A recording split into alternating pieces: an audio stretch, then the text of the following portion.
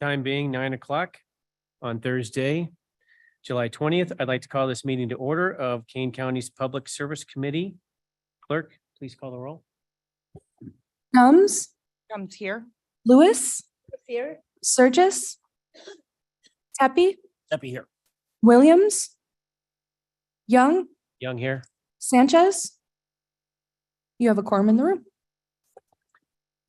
Thank you. And I am the vice chair of this committee. Jarrett Sanchez is off vacationing, but I see that he is zooming in. So thank you for zooming in on your vacation, Jarrett.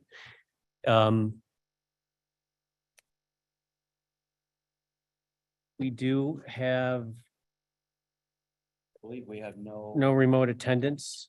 So we moving on to the next item is the approval of minutes for June 22nd, 2023. Comes Mr. Chair, moved. Tepe asked for unanimous approval of the minutes.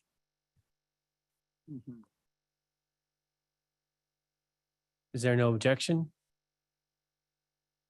Okay, minutes are approved. And the next item on the agenda is public comment, and we have speakers that were signed up. Can I have a raise of hands of the people that will be talking on agenda? And is anyone that's gonna be talking off agenda? Good. Okay, so we'll start with the speakers. The first speaker on my list is Terry Bauer.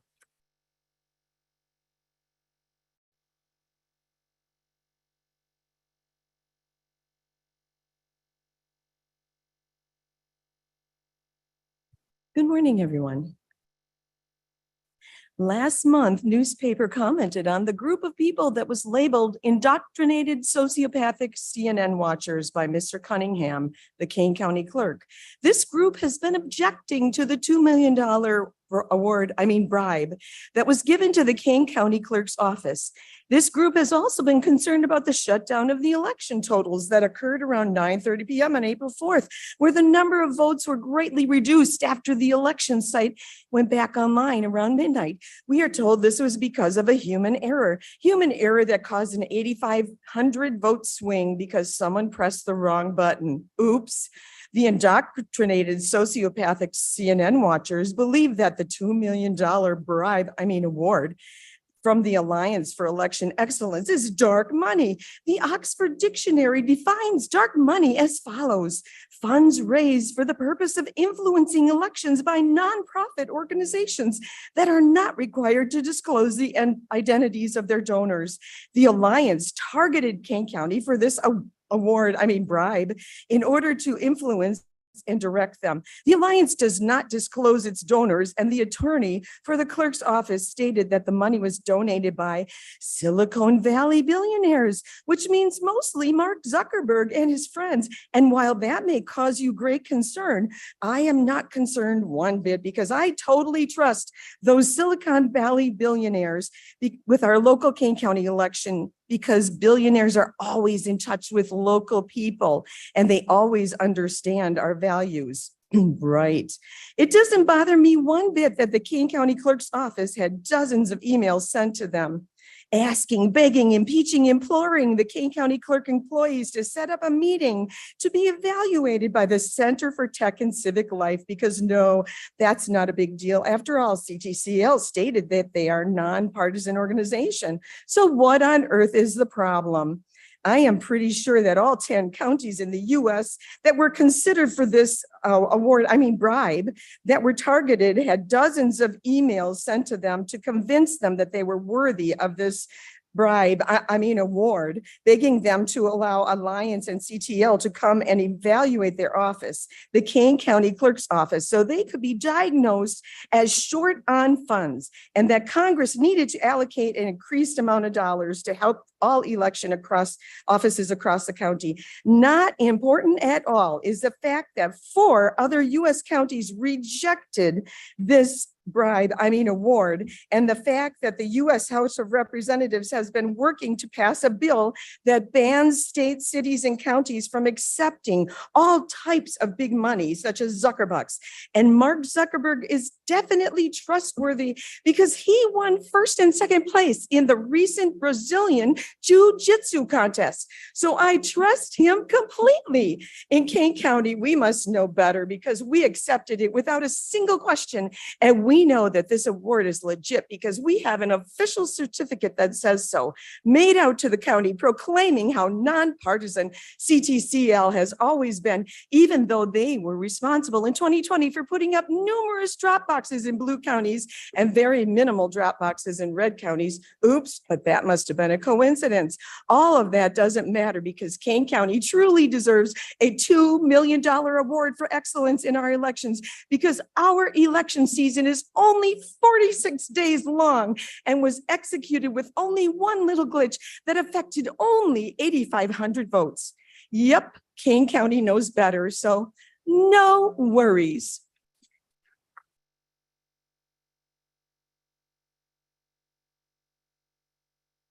Thank you. Our next speaker is Debbie Kenarowski. Good morning.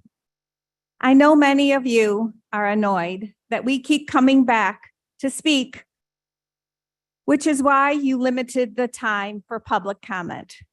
We spend our valuable time here because we care about the community. I have volunteered thousands of hours in schools, church, and the community because I care about Geneva, Kane County, and our country. After the last meeting, with the planned performance by the clerk, publicly criticizing us for questioning the U.S. Alliance for Election Excellence, approximately 10 of us went back to the clerk's office. I asked Mr. Cunningham, why did you sign the agreement again today? He responded, and I quote, because the first was a faulty agreement. I then said, if we had not brought this to the attention of the county board and the state's attorney, there would be a faulty agreement. He said, yes, and I thank you for bringing that up. I also explained during the meeting that the clerk's office has not been transparent, specifically during the spring election. If a complete explanation of what happened in the spring election occurred on April 18th, when the clerk certified this election, the investigation by the state's attorney would have been alleviated. Instead, the citizens were left with 6 different rumors circulating throughout the county and created doubt with the election results. Many of the board members, the entire board, not just those here for the public committee, voted in favor of the proclamation on February 14th, which has now been proven as, and I quote, faulty agreement. I am asking each of you to evaluate your vote on the preceding proclamation from February based on the information that now has been exposed and vote yes to rescind this proclamation that is on the agenda today. The second resolution on the agenda today is requesting the clerk's office to return funds to the U.S. Alliance of Election Excellence and cease all business with the U.S. Alliance and all partners. This has been my request at the end of every comment I've made at the last several meetings. If you choose not to vote yes to return the money, Your vote means that you are agreeing to allow the county to accept dark money that could be from China, Russia, Silicon Valley billionaires, as stated by the previous speaker, or who knows where, based on the blank Form 990. You are also agreeing to allow the clerk's office to go against the county purchasing requirements that require a competitive bidding process. The alliance agreement requires to purchase from the CTCL when using the grant money. Finally, the clerk provided us with a new agreement during the meeting.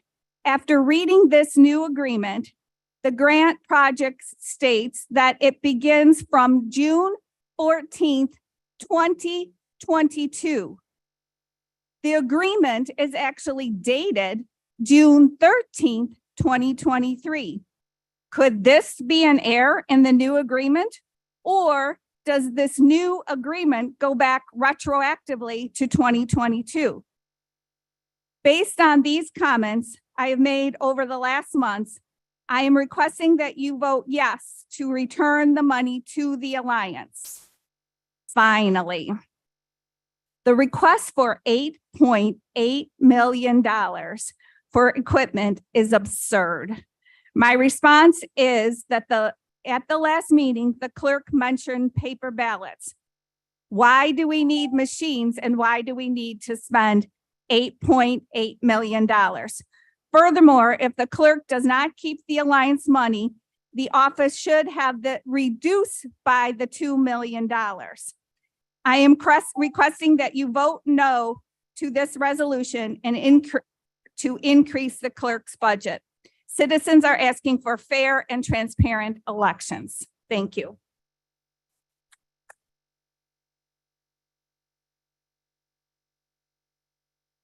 Thank you, Debbie.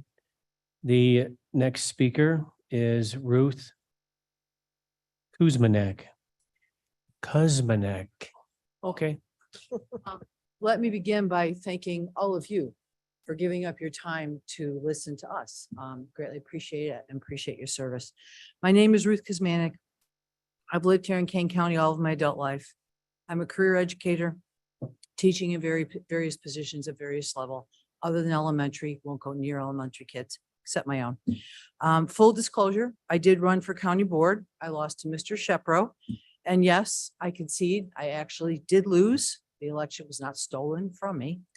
And I currently serve as a Democratic precinct committee person. As a lifelong staunch Democrat, I find it funny that I'm here supporting Mr. Cunningham, a Republican. He has won the office of the clerk since 2002. And I would like you to pause for a moment, everyone, and really think about that. He's been doing this for over 20 years, giving service to this community and to this county. That's incredible. As a member of the Kane County League of Women Voters, I was able to get a tour of the ballot counting machines with a thorough explanation of the process by Mr. Cunningham himself. He took the time to do that, full transparency to us, and answered all of our questions. I have no worry about the Russians coming in, the Chinese coming in, something with thumb drives. I listened to last month's meetings, and that's where I picked that one up. It was apparent to me in that meeting last month that Mr. Cunningham is a man of experience, a man of integrity, and yet even when personally attacked, very humble. I applaud him for that. I listened to that meeting on YouTube, and thank you for having those meetings posted, because many people cannot get here at 9 o'clock in the morning to hear those things. However, I was frankly appalled by many of the comments that were made and the personal attacks on Mr. Cunningham. And many of us are old enough to remember Jonestown. And frankly, I think some of the people have just drunk the Kool-Aid. And there is no way that you're going to be able to change their perspective. So you have to do what's right and continue to focus on the foundation of democracy, which is free and fair elections, and where all Americans can cast their votes easily. And I appreciate all the changes that have been made with the mail-in ballots and the extension of the hours so that people can get in and vote safely and without intimidation. And I do hope some of that money is used to take care of our poll watchers and our election judges. The Republican strategy is now crystal clear across the country. If you can't win an election, then you change the rules and you make it more difficult to vote and you intimidate voters. Here in Kane County, I applaud Mr. Cunningham's award of the grant money. Wherever it came from, I'm happy to have it. It saves our tax dollars. I support his decision to spend that money to improve our system. And I think some of those voting machines with the dial-in circles are something like 17 years old. Can you even get parts for them anymore? And no, I don't want to go back to rotary phones, and I don't want to go back to paper ballots. Absurd, absurd. Here in Kane County, I applaud Mr. Cunningham's award of the money. I support fully his decision to spend it how he wants to spend it. It is time for an upgrade. I thank his staff, the poll watchers, and the election officials. I appreciate their commitment to free and fair elections. And yes, keep the money. Thank you, Ruth. Next speaker is Mary Nugent.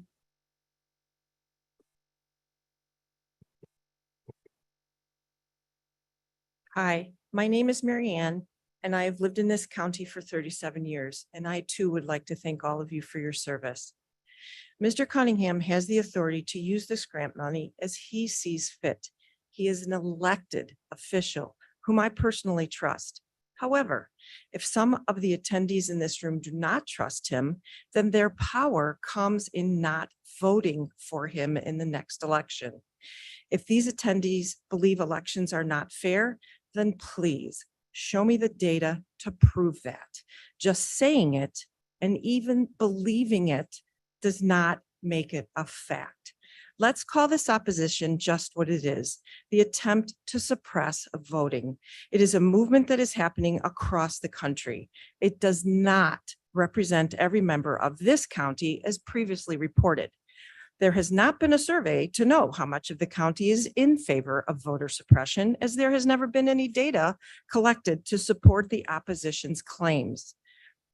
This country has moved to the climate that when something is stated repeatedly as a fact, then it becomes a fact regardless of whether it is indeed true. Please learn to question the accuracy of the reporting source before you believe it is fact. And Facebook is not fact. Let's get sanity back into Kane County and support Mr. Cunningham in doing the job he was elected to do. I fully support Mr. Cunningham's decision on how best to spend the grant money.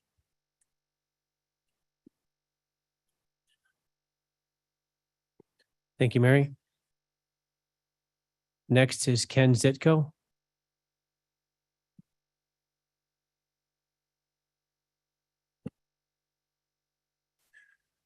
Good morning. I just wanted to approach the board, the committee today and speak to the line item in the agenda regarding spending money on new equipment and implore the committee to table that particular item until the ongoing investigation into a new election commission can be completed. They're practically running parallel, and absolutely a decision like that should be under the purview of this new commission if it's put in place. Hopefully we do put that commission in place. It'll improve visibility and transparency of the election process for the people in Kane County. It's not a gesture or an effort to intimidate voters or keep them from being able to vote. It's about making the entire system and decisions related to the voting process something that can be more openly discussed in a more public forum. That group could come to board meetings and share what's going on. So everyone in Kane County would have insight. And again, that group, if that effort is completed, that group should be in place and functional before the end of the year.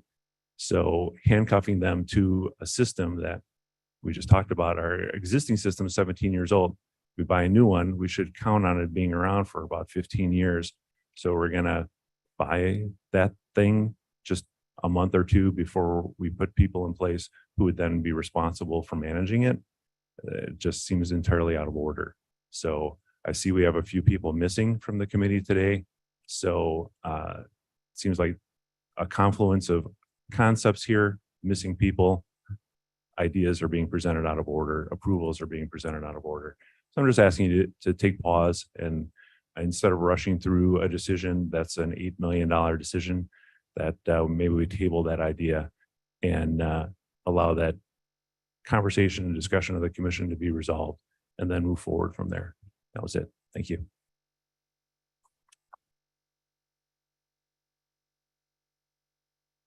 Thank you, Ken. Next speaker is Lana Steele.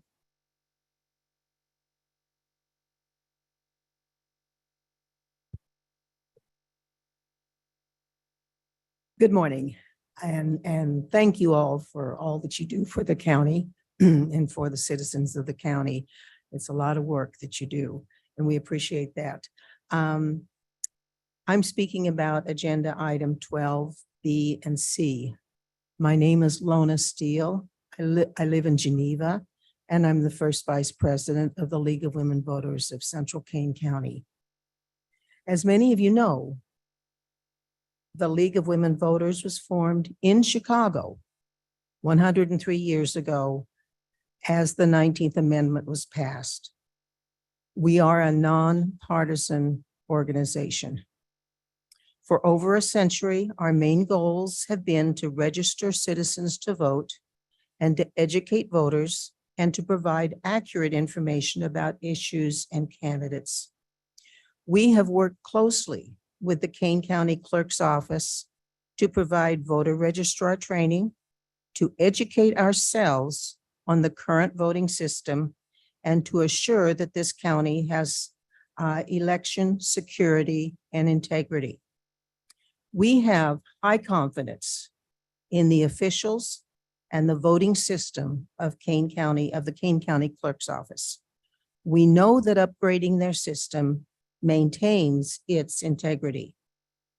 The National and the State of Illinois League have formulated position statements. These are based on many, many consensus studies. We don't take our statements lightly. From the Illinois League, Where We Stand document, and I invite you to go to the League of Women Voters of Illinois, to the Where We Stand document, to find out what our position is on a variety of issues. This is what we state for election systems criteria. And this was passed in 2002, again, after many consensus studies. The League believes that a good election system must meet the following two criteria. An election system should provide stability and continuity of governance by assuring smooth transitions following elections, and should produce a legislature that addresses the problems of society effectively and in a timely manner. An election system should also be resistant to both outright fraud and forms of political manipulation, such as those involving nominating processes and procedures, gerrymandering, or financing of campaigns. The League believes these additional criteria should also be considered when judging an election system. A system should encourage close links between legislators and their constituents so as to promote citizen participation in government and help to assure accountability. Be easy to use and to administer. Citizens should be able to cast their votes with ease and to understand the election results without difficulty. Complicated voting procedures that discourage voter participation and create confusion over voting results should be avoided. Consideration should be given to the administrative costs of conducting elections. Produce a legislature that fairly and accurately reflects the views found among the public, enabling voters to be confident that their voices will be heard. And to encourage high voter turnout, recognizing that while administrative matters such as barriers to registration can affect turnout, the election system itself can also affect it. Again, Central Kane County believes that the county clerk has worked very hard, has been very knowledgeable about the election systems the machines that we have. And again, our position is that the money should be spent to upgrade the system as the county clerk sees fit. Thank you very much. Thank you, Lana. Next is Ed Maith.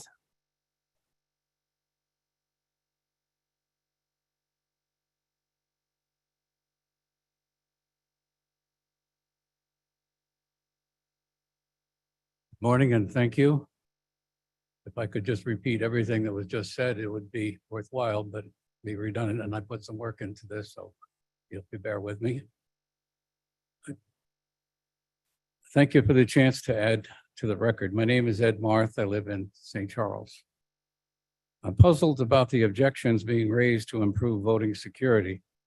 It seems that the county voting has been proven to be secure, and this is about making the voting even more so. Trying to make something good even better is always a good thing, as it is not the same as the old saw that if something isn't broken, don't fix it. Voting has worked well, and in my experience in working at the polls a couple of years ago, alongside a Republican vote checker, it went quite well. The Republican siren song this year and in the past few years is that voting everywhere is not working well, but nowhere has that been shown to be true, as demonstrated in court case after court case. Abraham Lincoln asked rhetorically, if you call a tail a leg, how many legs does a dog have? The answer is still 4. Calling a tail a leg does not make it so, and neither does it make a web of lies about voter fraud true. People generally vote for the concept of honesty and generally hope for that in the results that they witness in the work of office holders and civil servants. Hearing arguments about why the county should not do better when resources without strings permit it to do so is as foolish as rejecting aid for disaster because one party or the other proposes it. We have a community, whether it be in the form of social activities, cities, towns, counties, or writ larger, the state and the nation. We applaud donations from those who can do so to help in food banks, riverfront cleanup, school and college donations to help students, etc., even in the recent tornado. Why would we argue against that which is good being made better, criticized by the few self-anointed guardians of school books and dictators of civil obligations? The county board acted sensibly in moving forward and honors the tradition of engagement by having this hearing.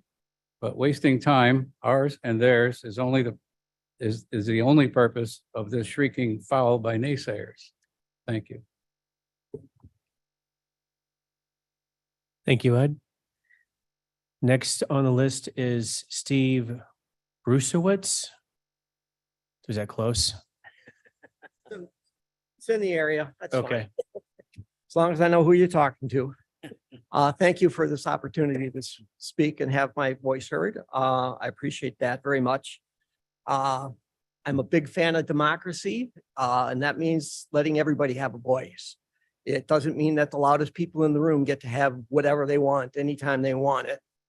They come here and they're three-headed eagle people, and we know there's three-headed eagle people here because their treasurer is sitting right over there on the county board. They're demanding that Cunningham return this $2 million because it's dark money.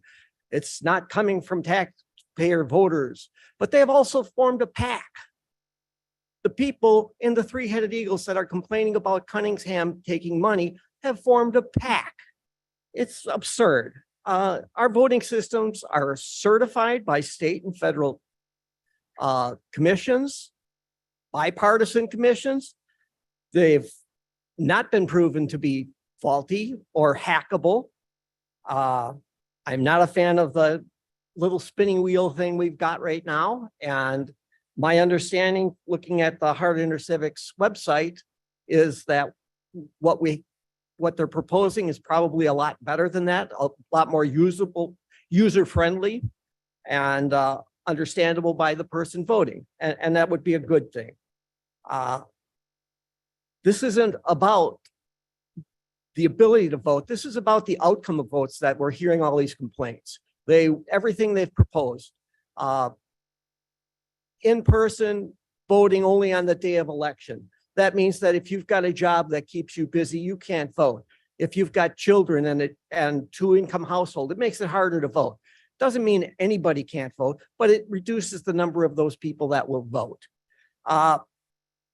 If we require voter ID, not everybody has an acceptable voter ID, and everywhere it's been implemented has restricted some voter IDs and permitted others that most people would disagree with.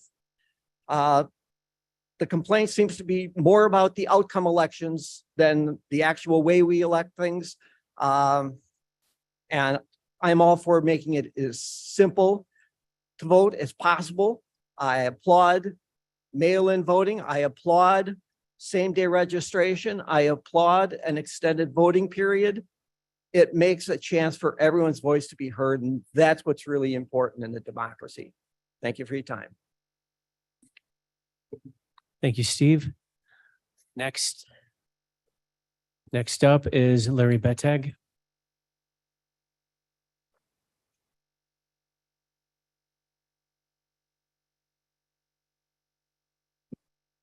Sorry about that. I said sorry. My name is Larry Bettag. I appreciate you having me. I'm not going to say a lot here. There's a new expression in the last couple of years called the uniparty. And the uniparty is where both Democrats and Republicans all they really care about is the power. I think what matters most is that they represent the people.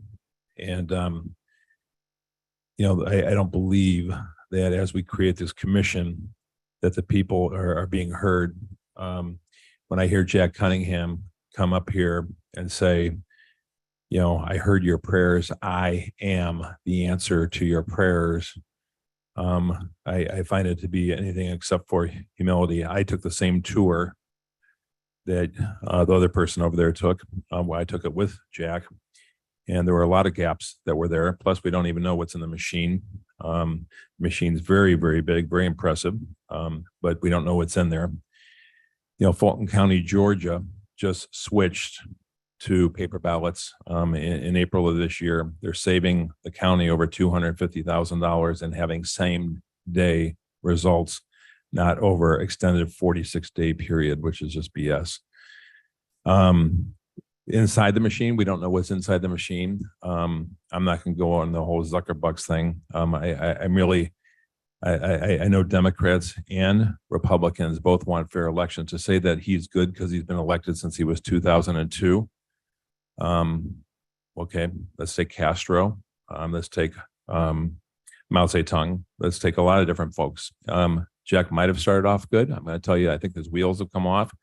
If you listen to the diatribe that he had when he was here in person the other day, I would almost venture to say that he has, you have to question his mental stability as it is right now. The people who met with him in person, the things that he said are things that no public official would ever say to anybody in public or private. At the end of the day, I think that this does need to be tabled. We need to go ahead and seriously contemplate being efficient like the counties that want to go to one day and do that. Paper is the way to go. We don't trust machines. We don't know who's in the machine, nor do we know who's behind them. Thanks.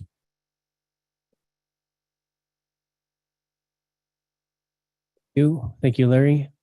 And that concludes our public speaker.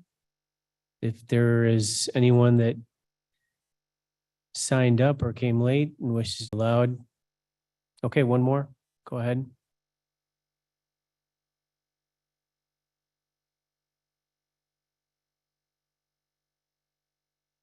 Hi, and thank you. My name is Jean Meyer. I live in Elgin.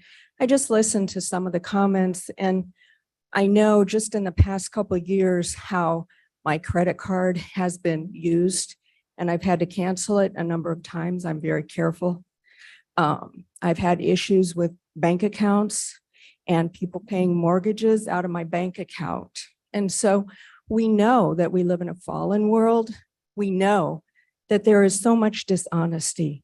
And we also know that there is election fraud. For us to state that there aren't attempts to make an election swing the way the people in power want it to swing is very, very naive. And at 63 years old, I'm just not that naive anymore.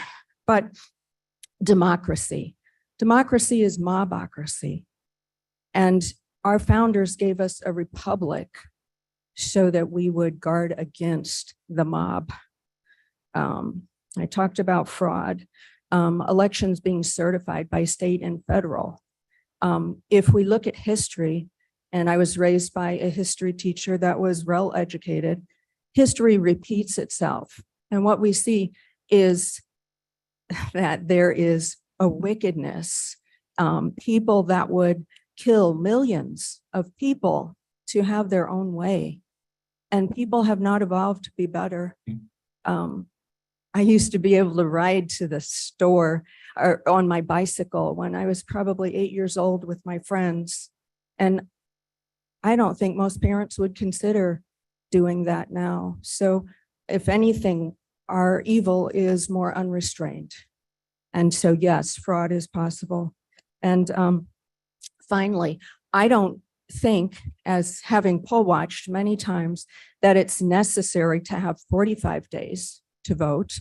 I think that when we have more of something, often we take it for granted and we don't appreciate what we have. And so, sure, I'd say 4 or 5 days, some Saturdays, maybe a little later evenings, but make people really have to plan to get there and to value it. And yes, there are 2 people working. So a Saturday, I mean, I know many people that have shifts that, could be available different times during the week, but 45 days and also mail-in ballots are just prone to fraud. And so again, let's not be naive. Thank you very much for letting me speak. Thank you. We're going to close off the public comments now and move on to the rest of the agenda. Next is the finance. Finance reports are attached in the agenda. If there are any questions, please reach out to the finance department. For the recorder's report is on file. If you have any questions, please reach out to the recorder Wegman's office. Next, we have the treasurer's office. Mr. Lawson.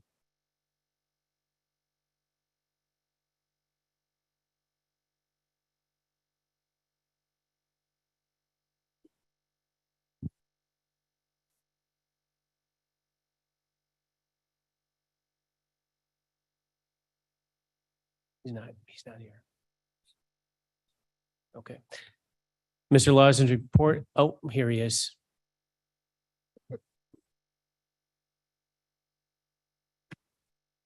Thank you very much, Mr. Chairman and members of the committee.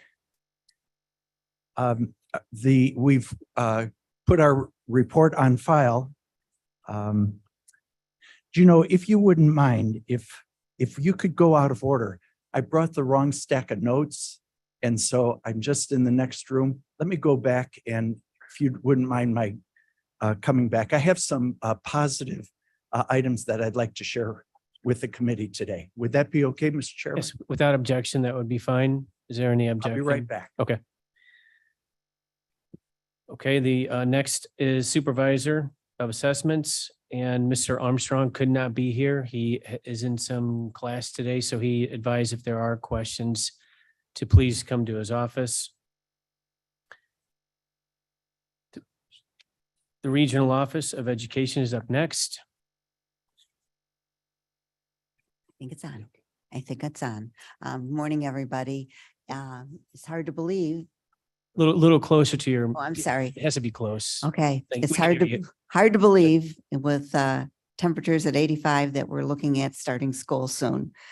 It's less than a month away, so we have been very busy getting things together and supplies for the kids. And I'm going to have Dee Oliver talk a little bit about Project Backpack and different operations that we're working with. Thank you. So I know that many times I'm asked by the board members where they can make contributions for backpacks. And so I know our office provides back to school supplies for in a lot of different manners. One of which is through Project Backpack, which would be at the north end of our county, and through cities and schools at the south end of the county. And they make sure that backpacks get to school administrators who then disperse those to kids in need.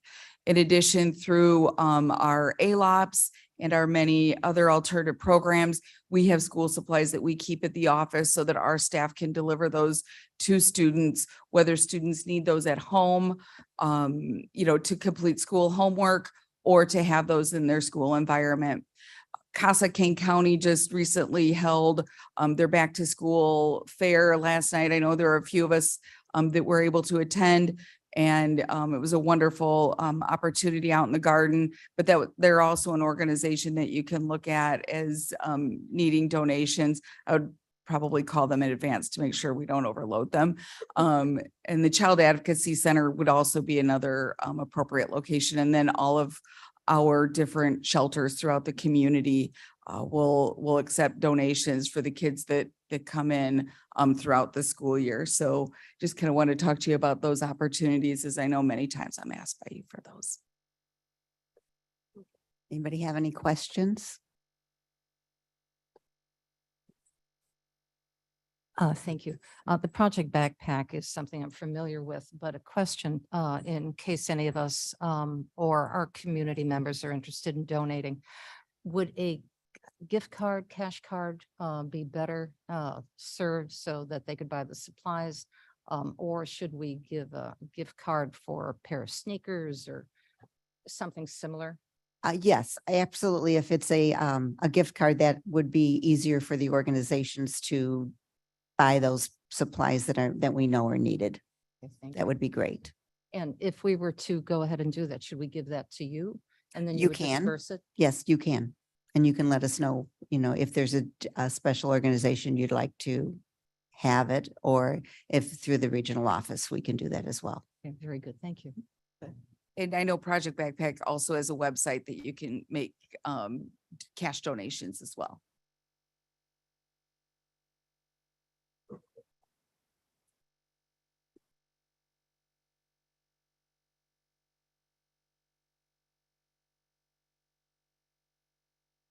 Okay, Mr. Lawson. Thank you very much for the committee's indulgence on that. There are two main functions in the treasurer's office. One is collecting the taxes and then distributing those among the different taxing bodies. And that's what I report to this committee on. And then there's the investment of the reserves that we have. We're halfway through the cycle of collecting the property taxes for this year.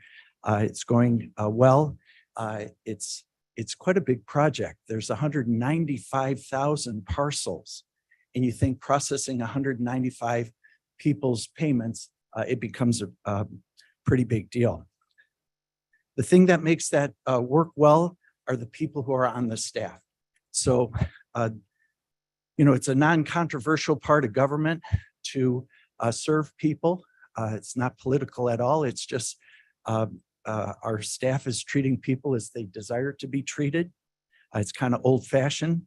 And I'd like to just run through 8 quick examples of some of the things that I witness our staff doing, the people who the taxpayers employ. We have a lady whose name is Veronica. And, it's almost a Saturday Night Live joke where a person working in government goes, next, as they ask the next person in line to step up, but in a very pleasant voice. And I hear it during the day. I can help the next person in line, as opposed to next. We have 4 people on our staff who are bilingual, and Veronica, Maria, Elizabeth, and Carlos. And it is interesting how people, when they come in, we're all anxious when we pay our property taxes. But when someone can greet you, as I heard Elizabeth many times, the warm greeting of buenos dias as someone comes in, all of a sudden the whole atmosphere in that relationship changes. And so very grateful. There was an older lady, speaking of Elizabeth. And she's been with the office for about 8 years, and we're very grateful to have her and everybody else on the team. But an older lady, who's 85 years old, went over to Mark Armstrong's office to do, I think, a senior issue on an exemption. And she comes back over to the treasurer's office. She goes, Elizabeth, I came over to just say hi. I don't know how I do it without you. And so there are so many good things that happen in so many different departments and offices in the county government. I hear our staff saying to our constituents consistently, in a genuine, sincere way, thank you for coming in to pay your property taxes. Everybody recognizes how hard it is. Another example is Wendy, who's been here as a seasonal employee, came in to pay her taxes one day, and she was 1 day late. And I know that the person wanted to get excused from the penalty, and unfortunately that wasn't going to happen under state statute. But he was explaining how I've had a serious illness. I nearly passed away. And rather than just passing over the illness and the recovery, Wendy said to him, I'm very sorry to hear that. I'm glad you're better. And then they went about the business. It's a way that all of us want to be treated. A lot of work on the phone, their voices, as you listen to what goes on in the office, so calm and warm and friendly. Kathy in our office, who always wanted to go full time. She was a seasonal person, and people gave her the opportunity. Now she's making the most of it. She leaned over to her seatmate and she goes, we smile when we're talking on the phone. And again, what a good habit that is. It's almost a bit like a sewing circle where people do their work, they get things done, and they take care of each other's morale. Many of you would recognize the name Della Winkler. Della's been in that office for 45 years, as you know, Mike. 30 years ago, she ran for that office to be treasurer with a previous treasurer.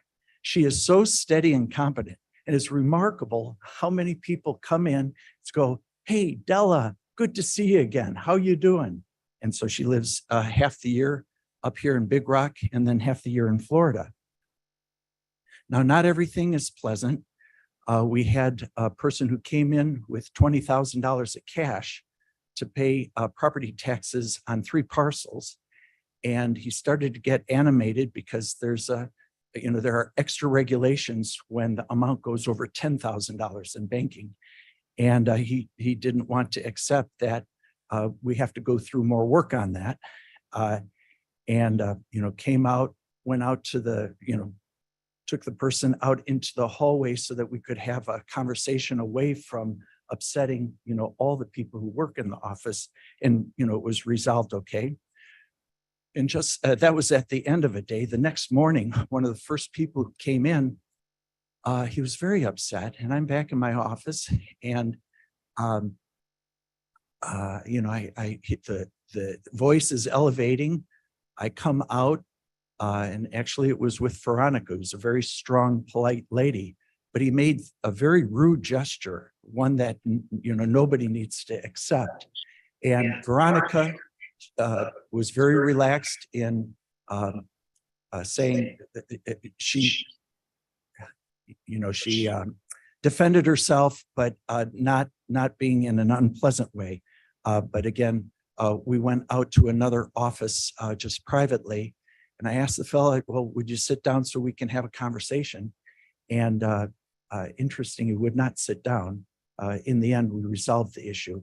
But the strength that it takes for a person to receive that kind of treatment and not give it back in kind, or not to become angry, very good on part of the staff. So, it's the old expression from, I think it's the Sermon on the Mount, blessed are the peacemakers. And we have a whole staff of peacemakers over in the collectors and customer service area in the treasurer's office. So thank you for your indulgence of patience and listening to the story. That's all I have, Mr. Chairman, for this morning. Are there any questions for Mr. Lawson?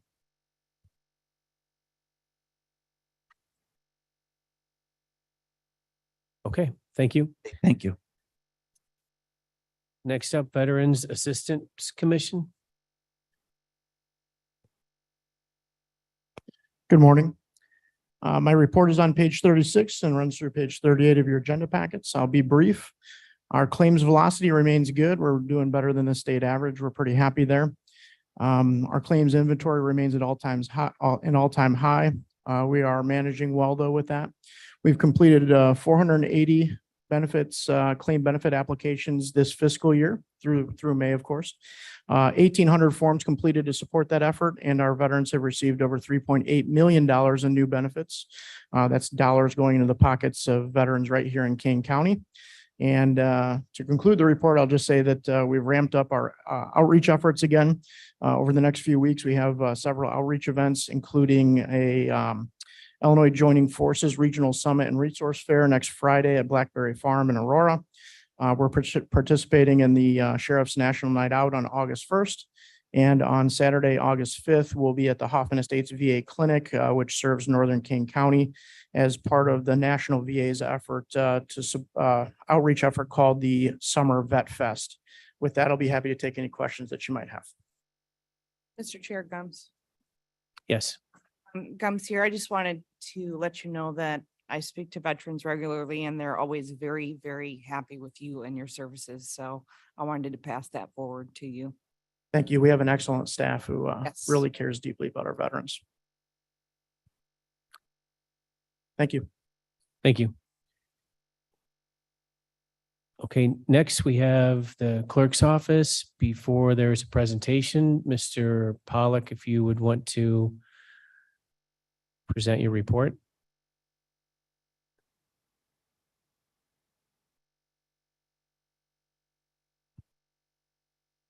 Thank you. Good morning. It's always not fair that I have to go after the rock star. Just doesn't feel right. You have our report on file. We have a few other things to discuss, but I did want to highlight a few things. The focus here today is mostly elections, but we do a lot that's not related to elections in the office, and I wanted to highlight a couple things. Right now, it's the high season for marriage licenses. If you look at our numbers, they're always higher this time of year. So if you're still planning that summer wedding ceremony and you're planning to get married with a courthouse ceremony, make sure to plan ahead. Not just coming to the office to get your marriage license, but the courthouse is booking a couple weeks out. So if you're still planning to get that done, in July or August before kids go back to school or whatever other plans you have, make sure to get your license and then book that appointment with the courthouse ahead of time. Another busy opportunity in our office is birth certificates.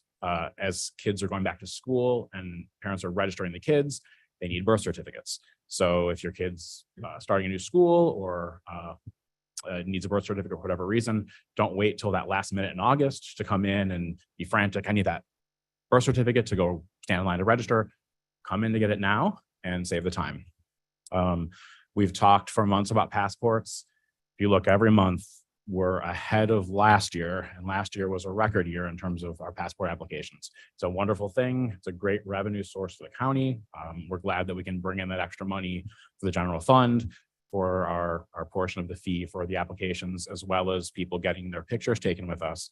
But we do want to highlight that it's not just here, it's across the country. And so if you are planning to travel, the State Department is saying there are about 9 to 13 weeks for processing for standard processing time. So unfortunately, if you're planning to travel the summer, we've been saying it before, you got to plan ahead. So at this point, if you're looking for the fall or the winter, apply now. The sooner you apply, then you won't be one of those stories you read about where someone's trying to get that passport and trying to get on the plane. So the sooner you make the appointment, the sooner you make your application, the sooner you get your passports. We're open until 8 o'clock on Wednesday nights. We have a lot of traffic on those evenings, just like every day. So we're here to serve you, and we will look forward to taking care of you. With that, we want to introduce John Duggan, who will introduce our guests from Hart. regarding the equipment and that resolution. Are there any questions for Mr. Pollock before he vacates? Thank you. Okay. Good afternoon, ladies and gentlemen. My name is John Duggan, DUG. The regional representative for Hart Intercivic, Lawrence Leach, who will give a presentation of the process we've been engaged in for the last several years, where we are evaluating and recommending that the county adopt Verity 2, an upgrade of the existing system that we acquired in 2005. Our system is now 18 years old. It had an original estimated useful life of 8 years. We have, with the excellent assistance of Hart and a great deal of hard work and procurement, we have kept the system in place 10 years beyond its useful life. We feel that with the new system and the upgrades and the features that it has and the improvements, that the safety and security of our election system would be enhanced if we implemented it. And in order to do that in time for the next general election, we really have to do that now to get the manufacturing started, implemented, and put in place. And Mr. Lawrence Leach can explain that process to you with a short presentation. Thank you. Thank you, John. My name is Lawrence Leach. I am with Hart Intercivic. I wanted to really just come in and give you guys just kind of an update on what this upgrade is, what's in it, what it pertains. A little bit about Hart for those that don't know or forgotten. We are a US-based company. We are headquartered out of Austin, Texas. We do elections in 20 states across the country. We do not do any elections outside of the United States. We have work in a little over 700 jurisdictions across the country. So Kane County and Hart Intercivic, as was previously stated, it's been an 18-year partnership. We implemented the first system in 2005.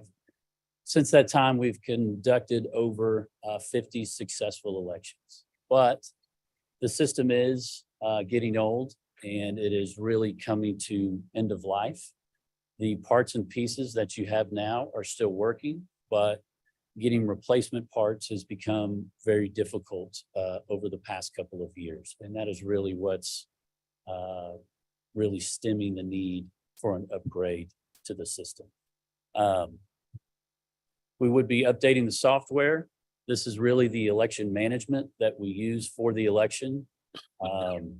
It is across where you create the ballots, how you load the individual media onto the election devices, how we do absentee counting, and then finally, how we record the votes, and then how we report those votes. We would also be upgrading the hardware. We'll talk about that as we go through, but as it was mentioned before, we would be going to more of a touchscreen type system, no more of the wheel and enter button, which I heard earlier. And then we will actually be scanning the ballot, and I'll talk about how that procedure works. The advantages of the upgrade. So on the software side, we are updating a great deal in the security side and also the design of how the software works. So it contains greater audit controls. It is much easier for the staff to use. It is really data entry. You're not really programming an election. You're really just entering contestants, contests, and things of that nature in order to build a ballot. You have real-time ballot images now as you are creating the election. Before, you would have to kind of download, and it would take a little bit of time to see how your ballot was being formatted and what it would look like on the system. And overall, it'd just be a much greater enhanced productivity. On the hardware side, we are not only upgrading the hardware, but the firmware and the operating system that goes on that equipment. You will now have a pure paper ballot system for audit and recount. It is touchscreen voting. It's a very similar process to what you guys are doing now. At the end of the voting process, you will have a paper ballot that then goes through a scanner. which is different now where you have that paper ballot is printed under glass. It'll be easy to train, much easier to train the poll workers and staff here in Kane County. And I think with voter outreach, I think voters will see that as a very easy system, very useful, very much what they're used to seeing, but a little bit different interface. Just a reminder, the system is never, ever, ever connected to the internet or any outside network or internal network for that matter. This would be a full service upgrade. We would have an on-site project manager. We will have a full project plan that the project manager is in charge of making sure we stick to. Full implementation, training of the staff, training of the poll workers, and voter outreach, which is very important.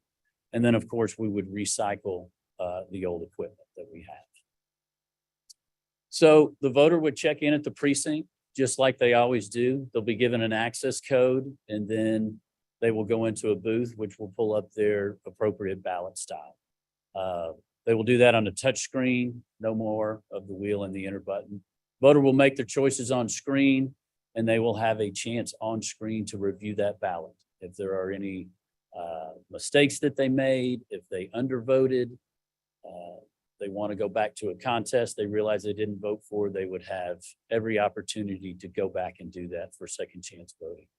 When the voter's finished, it will actually print a ballot that they can review in their hand as well. And then that gets fed through a scanner. It's a true paper ballot for auditing rather than the paper ballot under glass, which we talked about. Some of the top security features, better audit logs. Any person that in Kane County that works with the system has to have a login, and it will record what they are doing. We have multiple redundant storage. We have multi-factor authentication. Whenever we are the first time anybody from Kane County touches the system, they have to use a security key, which is something they have. And then they also have to have a password, which is something they know. So two-factor authentication to be able to work on the system. Custom embedded operating system. It works in kiosk mode, which means when you pull up either on our workstations or when you're working with the voting equipment and software, that is the only thing you can do on that computer or system. You are not allowed to get to any other part of the operating system or any other part of the computer. And then encrypted hard drives. It is certified to a higher standard than any other system in the state. We're certified to VVSG 1.1, which is an EAC Election Assistant Commission standard. Basically, there's a comment from Kyle Thomas, who is Director of Voting, when we went through the certification the first time. It basically places the system ahead in several aspects, including enhancements in security. So it is for everybody. We have full ADA voting. We have input devices to where if you're not able to use the touchscreen or a paper ballot, you can use an enhancement there. We have audio ballots. So if you're not able to see the ballot, you can hear the ballot being read to you and be able to vote. We have Braille. We also have adjustable interfaces. If your site's not as good like myself as it used to be, you can enhance the size of the screen. You can change the colors of the screen if you're colorblind. So full ADA capabilities on the system. So how would the implementation look? We do have an election coming up. The next election is March 19th, 2024, as we all know. So shipments would begin in October. We would immediately begin staff training, whether that's people that are working on the software, whether that's people in the warehouse that need to know how to load this election onto the system. We would begin that immediately. Poll worker training, we like to do closer to the election. So that would probably begin January through March timeframe. And as we said, election day is March 19th. Oh, and then voter outreach. That's something that's very important. As soon as the system is accepted, the clerk's office can then begin going out and doing demonstrations, gathering voters, working with partnerships around the county to make sure everybody has a chance to at least see how the new system works, and if they can, be able to try to vote on it before the March election. So some of the other places that have this system, the Verity system, across the country, we have a couple state jurisdictions, which is the state of Hawaii and the state of Oklahoma. Those are statewide implementations. We have some very large counties using this as well. Kane County really falls into a medium, large type county installation. Harris County is 2.5 million registered voters. Hamilton County in Ohio is almost 6,000 registered voters. So a lot of experience with working with big county, mid-sized county implementations. Here in Illinois, we have 16 counties that are currently using the HART system. DuPage County, Will County are a couple that would equal kind of to the size of what Kane County is. The rest are a little bit smaller counties, but definitely the experience that they have can be shared across multiple counties. All these county clerks talk, make sure they understand, how are you doing this? How are you doing that? Which is very important when you have a new implementation, that you have other people in the state that have already used the system. So first year upgrade investment is about 7.3 million. What that includes is all the upgraded software, all the upgraded hardware, the full implementation, all the training, all the license and support for the software, and then also the hardware warranty for the system. As we said before, the software includes Data Build, Central, which is for absentee, and then Count. The hardware upgrade is the scanners and the voting devices, and then all the other things that go with a voting system. You have ballot boxes, you have carts that help take the equipment out to the polling locations. You have media devices that go into that hold the election, that go into the devices. So everything that would be involved with the election would be in the 7.3 million. Ongoing costs, you have licensing support every year, and then you have extended warranty as well on the equipment. Those would be the 5-year costs that we would be looking at going forward. So that is kind of just a brief kind of summary of what the upgrade is. I'm happy to take any questions that you guys might have. Ms. Lewis. Just a quick question here, Anita Lewis. So the acceptance training, Yes. I've been involved in quite a few different software upgrades, and there seems to always be some glitch when we do training. How extensive is the training going to be? I mean, when you're installing the system, not user training. Right. And also, have any of these other counties experienced anything when they've upgraded? So a big part of the acceptance testing is exactly what you're talking about, that you guys receive the equipment that you're supposed to receive and that it's in working order. So as it comes in, we are, along with you, we'll have a project manager there, but really we train the office on how to do the acceptance testing. So they will turn on the workstations that have the software. We actually will probably put an election on there to make sure that everything is working the way it should. And when the hardware comes in, we're testing the hardware, making sure it turns on, making sure it receives a ballot. And anything that is not accepted comes back to HART. We either fix it or replace it before, we move on to the next step. So it's a pretty detailed process. We have checklists that we go through to make sure that everything's working, that every piece of equipment gets touched in the right way. The second question I asked, any issues with any of these other installations? We've in our not had local any counties? major issues. There will be a little bit of equipment failure. We are seeing less than 2%, I believe, equipment failure upon acceptance testing. So, but that just gets returned, either fixed and then returned back. But no major. No issues on election day from Oh, the no. equipment upgrades. Okay. Oh, greatly positive. No, we've had 0 issues on election day. The system has been working very, very well. especially here in Illinois. Thank you. Questions, Mr. Roth? Roth here. I'm not on the committee, but I do have some questions. Jack had set up a demo for the board members upstairs. I went through it on Tuesday. Raymond and Fabian did a good job of explaining everything. There was a couple questions they couldn't answer, and I've come up with some more. When was the equipment first rolled out? What year? 2015. And what version are you up to now on the equipment? We are on version 2.7. Okay. And I think we've had 6 or 7 versions, and really and when I say versions, it's really the base system. And then as we go to different states, which have different laws, that is really what requires a version upgrade, because we need to, maybe put in some different type of rules and laws and legislation.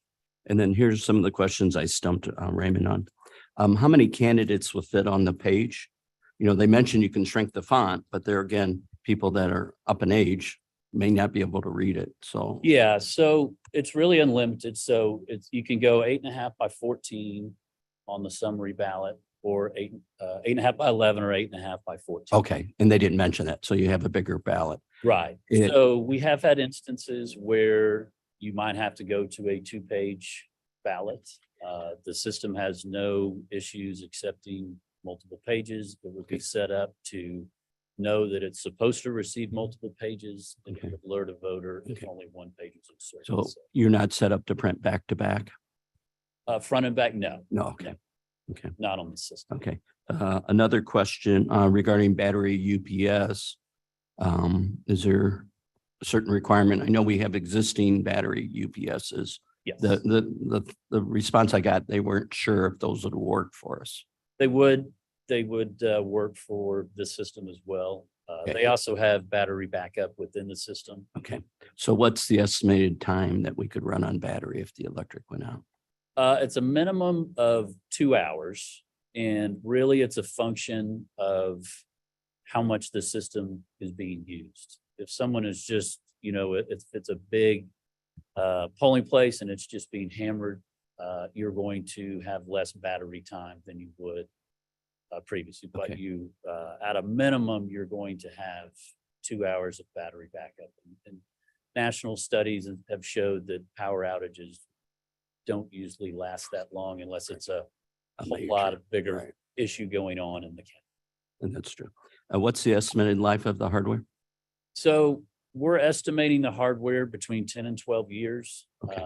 So that means we may be able to get 20 out of it, Roger, right?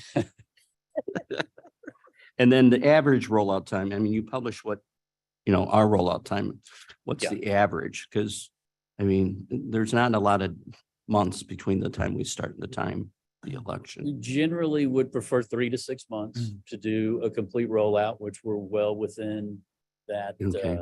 So we're doing 5 or 6, maybe 5? Yeah. Yeah. Okay, so a little tight. Yeah. The whole acceptance testing is a big part of the process. You guys are a sizable county, so we would put multiple people to that. But as I said, we are going from a heart system to a new heart system. Right. So there are a lot of commonalities that will really help in the process of training and education. Yeah, no, I looked over the machine and you definitely have upgraded the technology compared to the existing ones we're using. So, thank you. Mr. Tepe. Thank you. This is the Verity 2 system. Would you briefly explain the difference between the Verity and the Verity 2 system and the enhanced improvement associated with it? Yeah, so the one, well, so what you currently have is what we call the E-Slate, and that's the heart voting system. Where Verity 2 comes in is we have a system that instead of voting on a touch screen and getting a paper ballot, you would use a hand-marked paper ballot, pre-printed paper ballots. That is really, I guess, what we would call Verity 1. And that is, in Verity 2, is much like the system you're using now. Those are the really 2 differences in Verity But if you're talking about upgrades from the system you currently have, No, I Okay. just, okay. in previous conversations with Mr. Cunningham, I know that he specifically was waiting for the Verity 2 system Right. because he felt that it would have the kind of implementation and acceptance in Kane County. So I wanted you to Exactly right. kind of note the fact that we're going with the Verity 2 system. Correct. Okay. And then I have a question which is probably better for John or Brian. Are there any changes to the voting process that are anticipated with this for the county?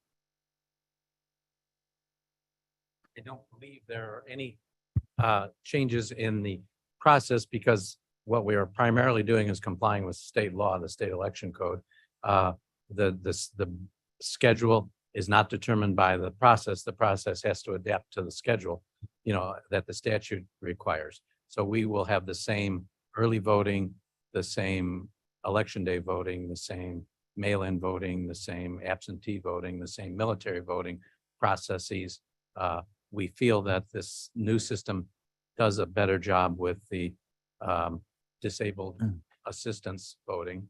But no, I don't believe that there's any change in the system other than the features that Lawrence discussed with you. I just wanted you to specifically state that we were really following the state law. Yes, that's exactly associated right. with it, and that is the key thing. And this system is certified by the state to do that. And, we feel it's the optimal system and that we should continue with the heart and that the upgrade would be beneficial and worth it to the county going forward. Thank you. Thank you. Mr. Roth. There was one small change in process, and Raymond explained, because we produce a paper ballot and the voter then takes it over to the scanner. And so I asked the question, what if someone walks out with it? And the way Raymond explained it, that vote would not count. So we just need to make sure our process, make sure we don't have people walking out with paper ballots. Further questions, Madam Chair? Just a clarification, please. I know we had audience members speak in favor of the voting machines that were installed in DuPage, that they were paper. They alluded to a paper ballot. Is this the same machine that DuPage has? It is a little bit different. As far as the only thing that's different is really the voter interface. So in the system we're scribing here that Jack is recommending is much like you have now, rather than the wheel and the enter button, it's an actual touchscreen device. You vote on that and then it prints the paper ballot. What DuPage is doing is they are giving a voter a paper ballot and they are marking it with a pen. So it's what they call a hand marked paper ballot. And is it put through the same process though as it's scanned? Yes, and then it's put through, everything else from that point on is done the exact same way. It's then put through a scanner to read how the ballot was voted. And one more follow-up, if I may. So if you cannot write for whatever reason, how is that processed then? So that you can have an effective vote if you're given a paper ballot with a special pen or whatever it may be. Right, so if in the DuPage situation, if you are, you come into the polling place and you were not able to vote, you actually are then led to a touchscreen where you do actually how you would do with the Kane County recommendation. You vote on the touchscreen and then, and you may have to listen to headphones and the ballot can be read to you. And then that ballot is printed with your choices and put through the scan. Very good. So we are doing a universal design, basically. Yes, yes. Very good. Thank you. Any further questions? I have a question. This resolution that came up was quite a surprise for me. I've only been on the board since December, I was sworn in, and I had not heard of the need to spend $8.8 million for an upgrade until I saw this on the agenda today. And I understand those machines are old, and maybe Roger could talk about this, but what's the likelihood of using those machines now? And how much further can we get along with the current machines? And I'm just curious, why is this all of a sudden coming up as a resolution today when maybe this should have come up as a discussion earlier? They said, hey, by the way, we're gonna have to have this discussion. And Mr. Duggan can answer that too, but. You want to go, Doug? Uh, I think Mr. if this is Roger Fonstock with the IT and Building Management, the discussion about the current election system has probably been going on for probably maybe 5 to 10 years. And that's, a lot of that is internal to the countywide elected clerk. We represent IT and Building Management. We do support for the office. The system is 18 years old, and we've experienced some of the challenges of getting replacement parts, supporting the system in the field with breakage, those types of things. Again, I don't believe any of the main components of the old system are produced in production. So what you're looking for is refurbished or existing pieces that we have that we can make work. And every election that we do this, it gets to be more of a significant problem to make all of the precincts and polling places work properly and not have equipment failure.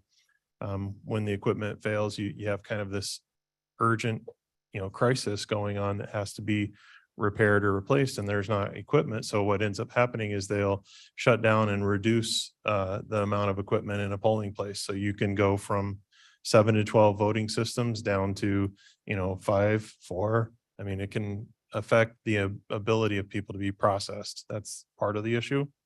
The other issue that I think I would say is that our experience with HART has been they've been overwhelmingly good at supporting us by phone, online, in person, and that's been a good experience for us. But there's only so much you can do at 18 years, and I think that's probably like our core statement is the age of the equipment and the availability of parts. Now you get into the question of whether you can run the system longer, and the answer is obviously yes, you can do it in the next 4 cycles, and that's if we have a consolidated primary. You would run 4 cycles on this equipment if you do not do something in this time frame, because we would start the general election primary, and then the general election, and then we roll immediately into a consolidated primary and consolidated. So, one of the things that we discussed with the clerk was if you're making a decision about the voting system and you're going to do it, you need to do it in time to catch that cycle, or wait until after, which would be 2 years from now and probably 4 elections later. So we'd be faced with running 18-year-old hardware, maybe for the next 4 cycles. You just don't have enough time. And you saw from his timeline, the time to implement something like this. I think I might be the only person, maybe 2 or 3 of us in the room, that implemented the system in 2005. And that was purchased, I think, sometime in April or May, and we received it in, I think it was around October, November, to run an election in March. At the time when we did that, there was a voter verifiable paper trail added to the system. I believe it was November or December before the March primary. And we retrofitted some 1,300 machines in about a month with the support of HART and the state and certification. This system is designed to do the paper. It's designed to do the equipment. I think from our perspective, it's much easier for us to support. We don't run the election, the clerk's office does. We're just there to support it with HART. But it's definitely because of age, I think, the main issue. Ms. Gomez. Oh, thank you, Mr. Chair. Gums here. Just a couple comments. I have been privy to the conversations about us needing new equipment at some point. This does go back quite a while. I think just my perception is, when we have the public come and explain to us that they have concerns, I would ask them to embrace the fact that the clerk's office at some level has identified that you do have concerns, and they have said, okay, well, we can do this. This is something. Upgrading our systems is actually going to address some of your concerns. And I think that's something that you have to think about. I personally thought about that when I was reviewing the packet. And I want to applaud the clerk's office at that level for doing that research and bringing this closer to today, as opposed to putting it off for another cycle.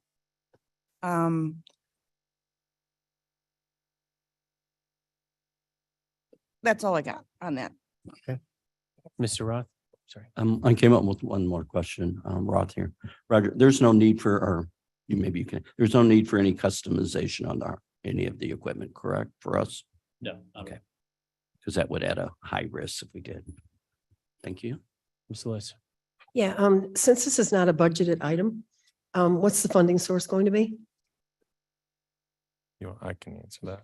Yeah. This is Roger from IT and Building Management. We've been working with the clerk's office on establishing a special purpose equipment budget line item with finance. And what they're looking at is it's Fund 357, which is a part of the general fund. So it's not a part of the grant from any other source. It's general fund money.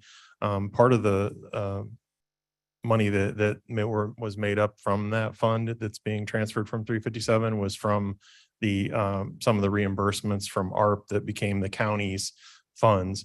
The other part of this that we're looking at is because of some of the features and some of the benefits in the polling place, the clerk's office will be looking at some of the direct reimbursement for ARP money. In order to do that, that takes months. And so if we were to try to do the direct reimbursement, we'd have to buy the equipment, pay for it, and then seek the reimbursement anyway. So you can't get the reimbursement without buying it first anyway. That's one of the kind of pitfalls that we came across in trying to seek state or federal grant money for this, or even internally the ARP funds with the county. They're all reimbursement programs. So we're prepared to work with the clerk's office to try and write those applications. But I think that's a parallel process or a secondary process. Thank you. Further questions? I have one more. You had mentioned that there's concern that the voting machines, the current voting machines with the, the spinning wheel might or could go down. What has happened over the past couple of election cycles? How many machines, or what's the percentage of those machines that have presented that during the election? I don't have the exact numbers. We do keep a help desk that provides failure information for every piece of equipment that has a problem. If it's reported, it goes into a service desk that's addressed by the clerk's office. And then the IT department's like second, third tier support for it. So the clerk's office can provide those types of reporting functions. A lot of the failures are, as simple as connectors that have worn for 18 years that are used to attach the machines to the printers or attached to another. The good thing is that the machines have error codes and they actually stop working if they're in an error, and you get an error on the screen and it just shuts down. It will not let you proceed. The bad news is that you have fewer machines to vote on at that time. So we're very accustomed to the error codes. Charles is here. He's witnessed the error codes, probably has flashbacks. But when you're in the precinct, at that point in time and the error code shows up, it indicates what type of failure it is. Usually we record the type of failure from that, and then we know what types of things we can do to remediate it. But I think if you wanted statistics on the failure rates, you'd have to talk to the clerk's office. I mean, just general, 1 out of 10, 1 out of 100, 1 out of 1,000. If we had 10 pieces of equipment in a precinct, I'd say it'd be 10%, somewhere in the 5 to 10% of the past election. So one piece of equipment out of 10 might have a failure. On election day, there are a number of tech judges and IT people that are out to support every polling site. And I would tell you that almost every person that we send to a polling place has at least one thing they have to address. And it could be the cable's just not connected, properly and it won't come on. We did have an issue with batteries at one time where, batteries get old. You can't, we have to replace the batteries in lots of these systems to maintain their operation, and not just the power outage, but brownouts. If you have a brownout and you reset the power, those UPS batteries are critical and they're aging. So we've done lots of battery types of replacements, and they're consumable items. They're not, some type of advanced battery that lasts 8 years. It's 2-year type of thing. Okay, thank you. Any further questions? Mr. Chair, I have an amendment. Yes. I would like to make an amendment on the resolution. Page 18, now therefore be it resolved by the King County Board that the chairman is authorized to enter into a 5-year agreement. I would like to make amendment on that language to read. Now therefore be it resolved. I believe there's not a motion Oh, yes, you're right. at this point. Resolution. Discussion. Okay. I'll move the resolution. Well, before the next item on the agenda is authorizing an agreement with InterCivic for the upgrade of the Kane County voting system, hardware, software, and related services and corresponding budget adjustment. I would like to make a motion to postpone this vote just simply because. Point of order. Yes, I'm supposed to do that for you. thank you. So I was looking. Plan that earlier. Point of order, I had made a motion on the first resolution.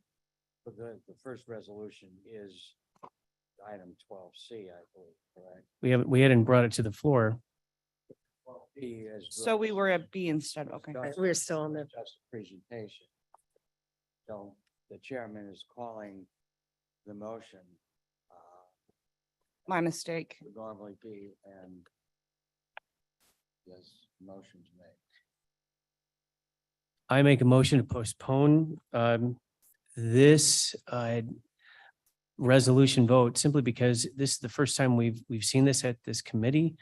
We also have a county election commission that we're investigating, which I'll share with you later. And I'd like to get a second to that motion.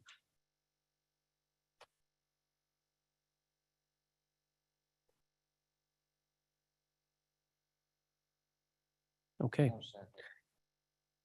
Mr. Chair, Yes. Pepe here. I'd like to move the resolution in front of us.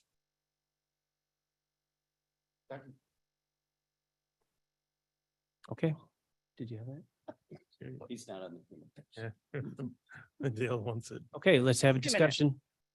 Wait, if he's not on it, I will second it. It was already seconded by, He's not on the committee. I'm sorry, But I will second it, Louis. sorry. All right, so Tepe and Lewis. Discussion. Lewis. So I have been on this board, this particular committee for 5 years now. This has been discussed many times before. You being a new board member, we haven't seen this formal presentation, but it has been discussed, and it's been discussed to the point that it was almost a warning that we know we can't get parts for this equipment and that we're going to have to upgrade it. And we talked about it, financially and this other. So I think this has been well vetted out. I think that the IT department has looked at it and they feel confident with it. And I think the people in the clerk's office have also looked at it closely. So I'll be voting yes for this, especially because it's very time sensitive. Thank you. Tepe. Mr. Chair, I'd like to point out, and some of this is for the people that are listening into this, that when we. Microphone, please. Just move it closer. I'd like to point out that when we, for example, assuming we approve this resolution, that is not full approval. Resolution of this nature then has to go to the finance committee, who will vet the financial side of it, and it'll be scrutinized there. If it passes the finance committee, it then goes to the executive committee that will again vet this and have a discussion on it. all of that has to happen in a positive way before it gets to the full board meeting. So I just wanted to explain that Thank you. for everybody listening in. Thank you. Chair Gums, Ms. Gums, I would like to move to amend. yes. All right, I think I'm in the right spot now, Mr. Parliamentarian. Thank you. I would like to amend language on page 18. Now therefore be it resolved by the King County Board that the chairman therefore is authorized to read instead. Now therefore be it resolved by the King County Board that the chairman is authorized and directed to enter into a 5-year agreement within 30 days of final presentation of contract. And then the additional language after remains the same.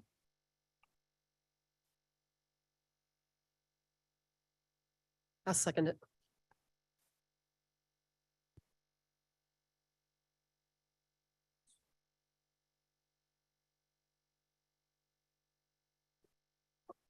I'd like to call for a discussion on the amendment. Is there discussion on the amendment? Just clarifying language. Do we need to have a roll call for that? Yes. You have to have a roll call on the amendment. But for discussion, you would defer to the mover. Microphone, Shepro. That's the one that does. It works. So, oh, it does work. All right. Sorry. They Yeah, fixed it. the procedure would be is that having been moved and seconded to amend, then the movant is entitled to speak to the amendment. And it is just clarifying language. Is there further discussion? Yes, Yes, just a Madam Chair. comment, since I am being directed to do within 30 days. If there may be a question, and again, I am the last one to take a look at this contract. If there is a question that I have that may take an additional amount of time on a contract, and I want to make sure that the contract is appropriate, it may take, because the state's attorney takes a look at it and has to vet the question, it may take rarely an additional few days so that the answer is clear, to make sure that the board and the county is protected and population is protected. So of course, why the intent is to do it efficiently and as quickly as possible, which I do. There are sometimes rarely that a contract may take a little bit longer just to make sure that it's completely answered and have any questions answered, and how the process is, the procedure, the deliverables. So why I support the intent of this, to do it quickly and efficiently, which I always try to do. Sometimes I want to make the board aware that rarely it may take a little bit longer. So if you are comfortable with me signing a contract without having the opportunity to vet it and to answer any questions, then 30 days is appropriate. But what happens if there are questions? Mr. Chair Gums. I believe that the vetting goes through prior to our votes. I mean, we're all voting on issues that we've asked many questions throughout the committee process. That's just my 2 cents. Thank you. Okay, I guess we're ready for the, Well, is there any other discussion? are there any other discussion? Anyone online? I don't see anyone online. Call the roll. Okay, call the roll. Gums, Yes. Lewis, Lewis, yes. Tepe, No. Williams, Young, No. It's a tie. Motion fails. Madam Chair is entitled to, under ex officio on a tie vote. The rules of order provide that the ex officio member is entitled to vote. no.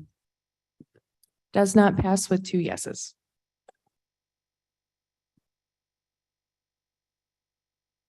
Amendment is defeated, so further discussion, if appropriate, or otherwise a vote on the motion as originally presented.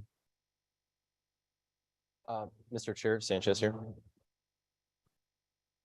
Yes, Mr. Sanchez.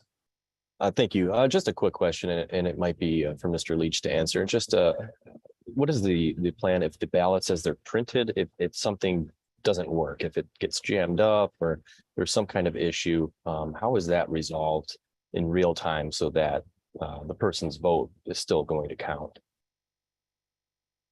Yeah, so if I, excuse me, if I think I understand your question correctly, you Sir, would you printed your just ballot and your, identify? oh, sorry, you printed your ballot. Excuse me, please identify yourself. Oh, sorry, Lawrence Leach with Hart Civic.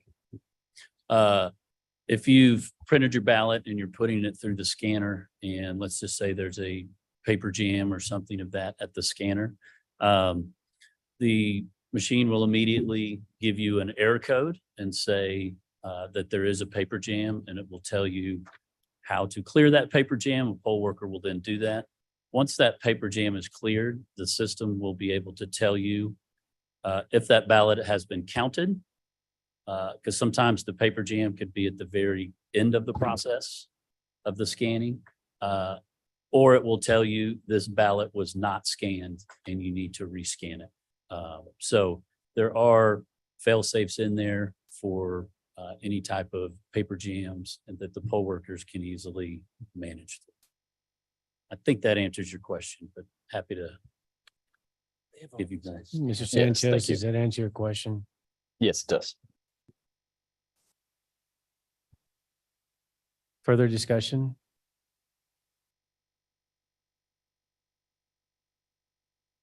Okay. Hearing none, we will call roll on authorizing an agreement with Hart InterCivic for the upgrade of the Kane County voting system hardware, software, and related services and corresponding budget adjustment. Gums, Gums, yes. Lewis, Lewis, yes. Tepe, Tepe, yes. Young, Young, no. passes with one no. Okay. Moving on to other business. I'll entertain a motion and a second to discuss and potentially approve the resolution rescinding proclamation to Kane County Clerk's Office from Kane County Board on February 14th, 2023. Gums will move it. I'll second. Discussion?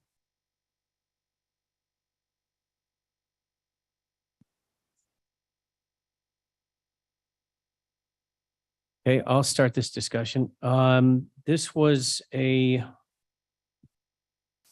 was just going to read the proclamation rescinding this award to the clerk's office. And this has been going on for a very long time. And I think the proclamation or the resolution states exactly what should be said. That this was something that was voted upon by the Kane County Board on February 14th, 2023, and it voted 22-1. We've now found out that that was a faulty agreement, but it was voted upon and it was accepted.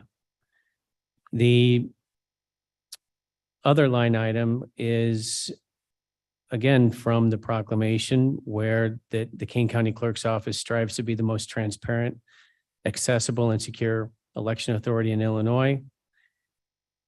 That was on the proclamation.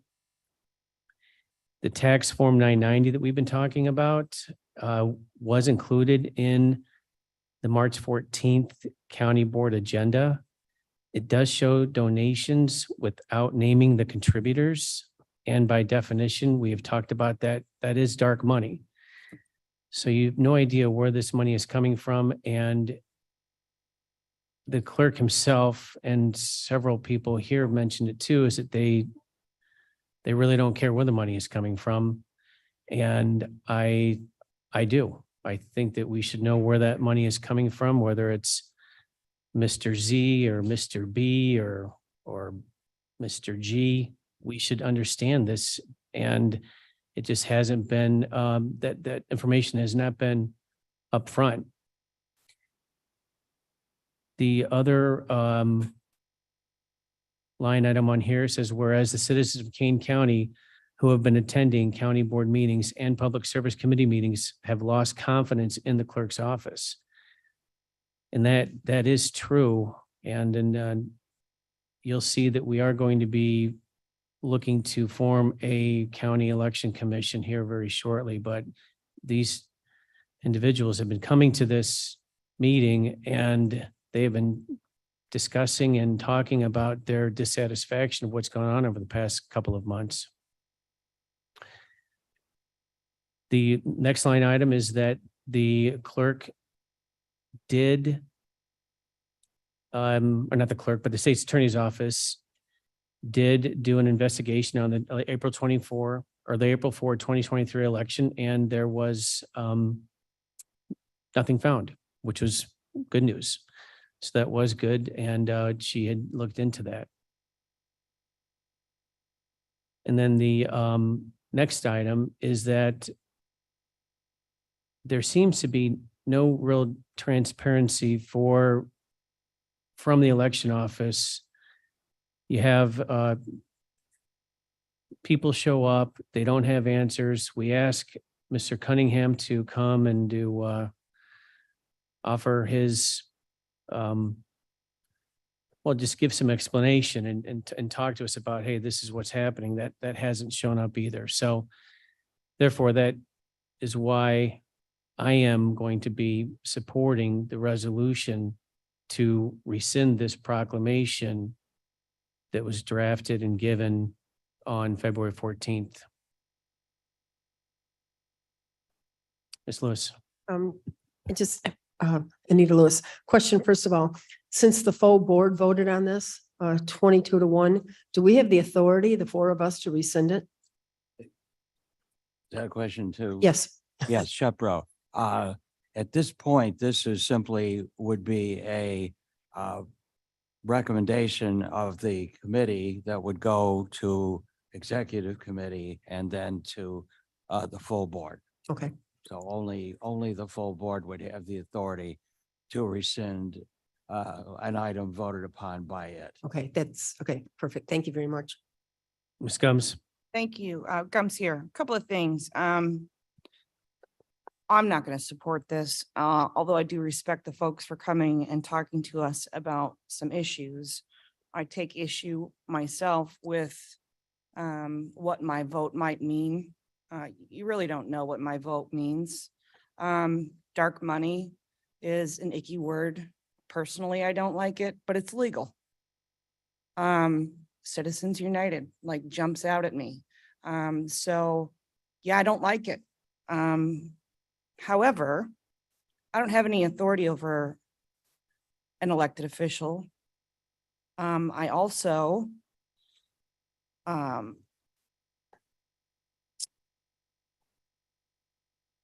I took offense to the injection of the word bribe. Bribe indicates something has been done illegally with an action from the company or whoever to gain. I find that personally offensive to the county. You might not like it, but I think bribe is a horrible word to use. Also, he indicated in one of the articles that we have a room full of individuals that don't have confidence in our clerk. And while half of that may be true, there are some folks in here that do have confidence in our clerk. So for those reasons, I will not be supporting this. Okay, thank you. Ms. Lewis. So the part that I took exception to was when they said there's no transparency or professional responsibility by the clerk and the election staff. Although Mr. Cunningham has not appeared before this group after being repeatedly asked, he did come in the end, but is to the best of my knowledge, every time somebody has gone over to his office and requested to look at the equipment or to speak to him, he has been very, very cordial. I mean, I've been there myself. And so I think to say there's no transparency is wrong. And I think that every time I've been there, they've run a very professional office. So I would not support anything that says that the election staff and that the clerk is not transparent and does not have professional responsibilities. So I'll be voting no on this. Okay, Mr. Tepe. Mr. Chair, I object strenuously to the comments that you made. If you want to make comments like that, you should be standing at that microphone, not sitting as chair. It's your job to be impartial, not to stand up and make partial arguments and discussions. So I personally think that someone needed to say that, and I guess I'm not shy in saying that. Thank Okay. you. Thank you. I am also a part of this committee and I'm filling in as the vice chair. So I can make those comments. Well, you did. Thank you. I did. Any other discussion? Okay, let's call roll. Gums, No. Lewis, Lewis, no. Tepe, No. Young, Yes. Bales with 1 yes. Okay, I'll entertain a motion in a second to discuss and potentially approve the resolution requesting the county clerk's office to return funds to the U.S. Alliance of Election Excellence and cease all business with the U.S. Alliance and all partners. Gums, I'll move that. Lewis will second. Okay. Discussion? Mr. Chair, Gums. Yes, Ms. Gums. Just reiterating, earlier, I will be voting no against this. Okay.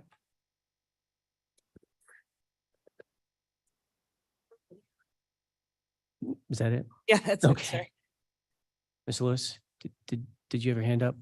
No, actually. I Okay, didn't. sorry. That was okay. Anybody else? Okay, as a committee member, I would like to discuss this. The first line item, the Kane County Clerk's Office did enter an agreement with the CTCL, and that was rescinded by Mr. Cunningham right here in front of us when he did that. But then he also signed a brand new contract with the same group, and all of that was underneath the authority of his office, as well as approval of the contract with the state's attorney's office. The next one is yeah, that's what I talked about just a second ago. Again, the tax form 990, this is part of this resolution, but it just needs to be stated again that the donors are not listed. You have over $300 million worth of contributions on that 990 form, and everybody saw that. It was part of our packet from March, and everyone had that. It's packet 2303, page 41. It shows contributions, no donors. Again, the definition of dark money.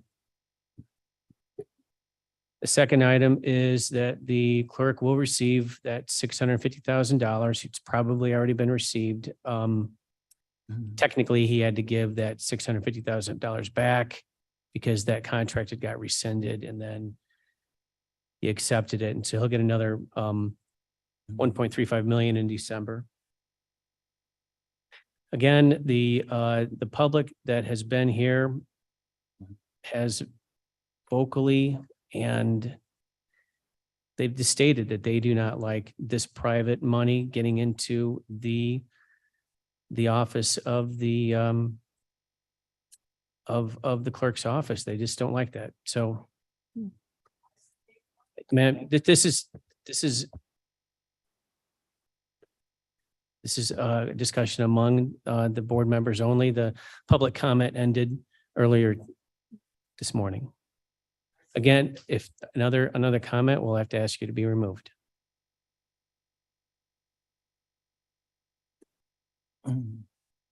They have been very vocal about this private money coming into the clerk's office, and they oppose it.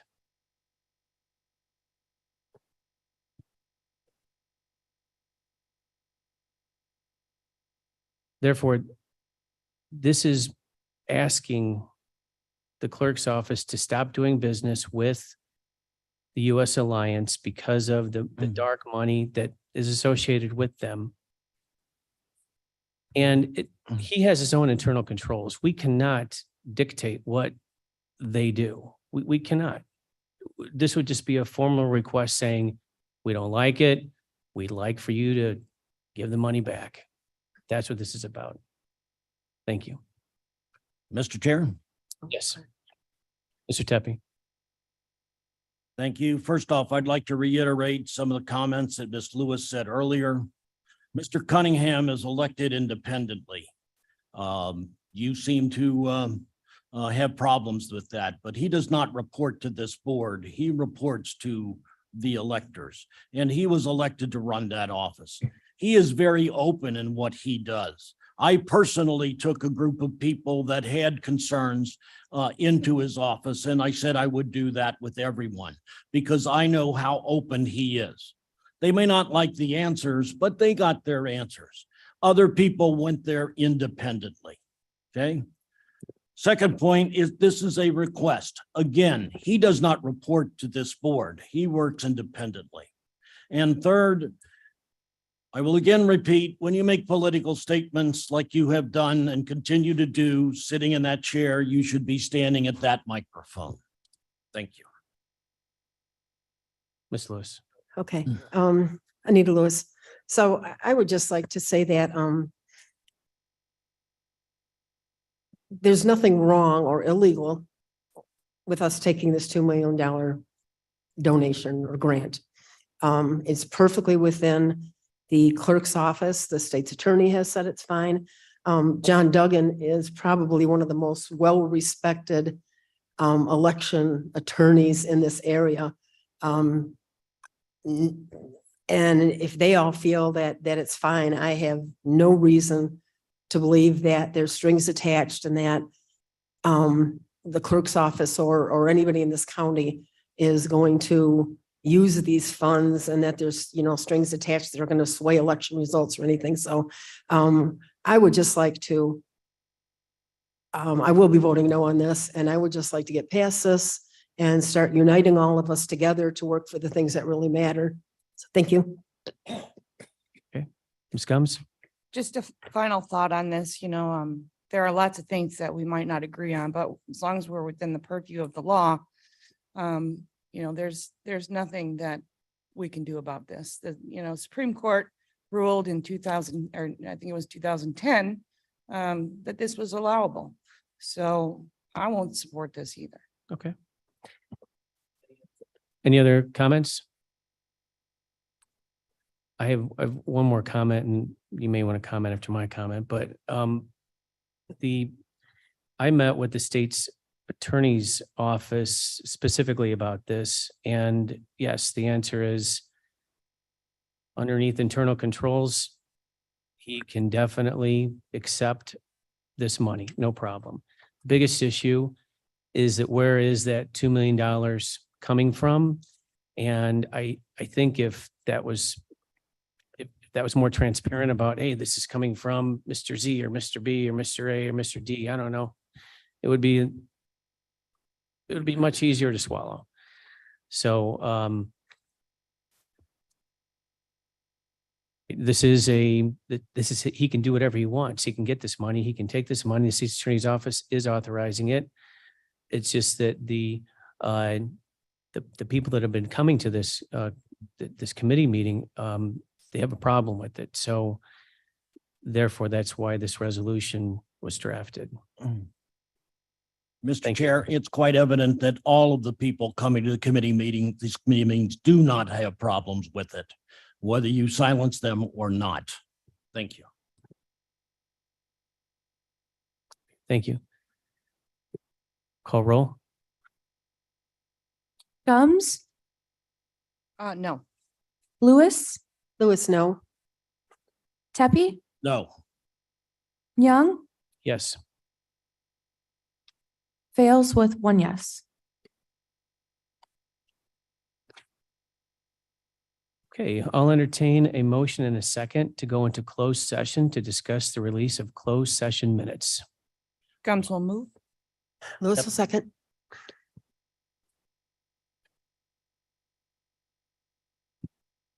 Lewis. Shade operator? Right now? Are you gonna be the shade operator? Roll call. Gums, Gums, yes. Lewis, Tepi, Young, Yes. approved.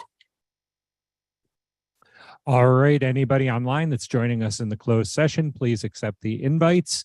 If you are sitting in the room, you also must accept the invite before we can officially start the closed session. I will let you know when we're back together again. But be aware we are live streaming, so anything you say until I give you the word will be still going out live to the public. Please accept the invites.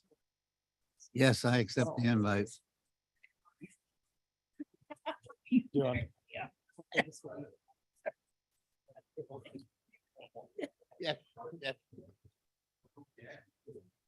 So sorry for her. Oh, that was interesting. I don't feel sorry for her. What about the kid? I am missing one person in the room has not accepted the invite. And I have also one person that is online has not accepted the invite. We cannot begin until everybody accepts those, please. Come off. I accept in the room. It's probably you. Mr. Leonard, do you accept? Look at Mr. Leonard over there. Happy? Mr. Raw. Again, you're right.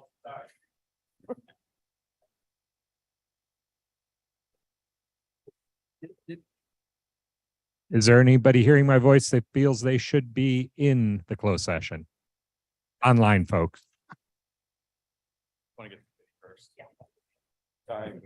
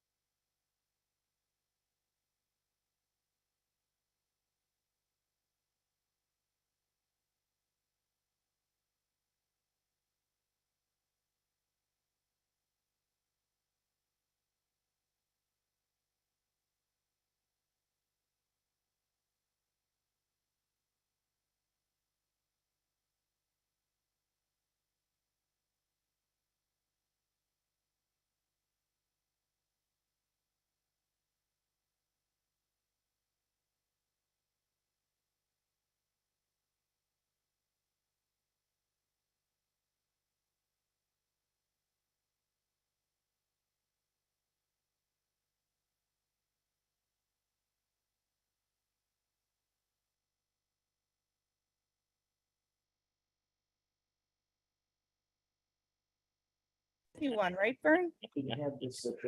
I'm used to. Winning, right? You make motion. No, We're almost done. that's Kenzie. Hmm. You're a burger that I. Big one for that too. They had gumbo or something in honor of Mr. Sanchez's being in New Orleans Yeah. for his birthday. Job very well. Yeah, yeah. I would suggest a Sazerac. All right, you are in open session. There you go, Cheryl. Proclamation. As long as I don't have to wear a shade. I know you're. Well, I'm not, Me started. but I know what you mean. The motion to. We back in open? LG's Airport. Sounds good. Okay, we're back in open session. Roll. Clerk, please call roll. Gums, Comes here. Lewis, Who's here? Tepi, Happy here. Young, Young here. you have quorum in the room. Comes, I'll make a motion to release the closed session minutes as set forth in Exhibit A. Happy second. Clerk call roll. Discussion. Discussion. Oh, sorry. Is there discussion? Thank you. Hearing none, call the roll. Yeah. Hearing none, please call roll. Gums, Comes, yes. Lewis, Louis, yes. Tepi, Happy yes. Young, Young, yes. approved. Motion to. I have, A motion to place reports on file. Could do that, yeah. You could, yeah, there's, and you should also have a motion to place on file or unanimous consent to place reports on file. Well, that technically the next item would be as if there's any other business before that, which not that whole. The committee should approve the discussion of something that's not listed as an agenda item. Okay. Should I ask them that? You have to ask, yeah, you have to ask. I'd like to have approval to just bring up something for discussion to take a couple of minutes as an introduction to the committee. Objection to that? But maybe you should stay with the, I'd stay with the item. Oh, the item is we are investigating per Chairman Sanchez's he had talked to me and he wanted me to investigate with Mark Avalar and Ken Zitko a forming of an ordinance which would put forth a county election commission, and I wanted to share some highlights of that. Mr. Chair Gums, Yes. does this fall outside of our? I mean, this does not fall into new business. We've already gone through that. We did other business and I forgot to put it underneath. I forgot that underneath other business. The agenda actually did not contain a new business line item as previously published, but it would fall under other business. And again, could not be an action item, could be a discussion item. No objection. Yeah. Mr. Chair. Yes. Since it just, this, excuse me, since it's just a discussion item, I'm sure we can do it. In my opinion, it would fall under this committee. This is the Public Service Committee that would deal with issues like this, so. Okay. All right. Thank you. Blair, could you just bring up this? So with everything that was going on, Chairman Sanchez had a request at the last meeting that I get together with Mark Avalar, who's present here, and Ken Zitko, who was here, to provide what they call a better solution for election administration. And under the Kane County Code, which is Election Code 10, it's listed right there. It does allow for this transition through an ordinance of the county board. And the goal is to have a first draft resolution for the August Public Service meeting and to have it approved by the Kane County Board prior to December 1st, if it makes it that far. We hope it does.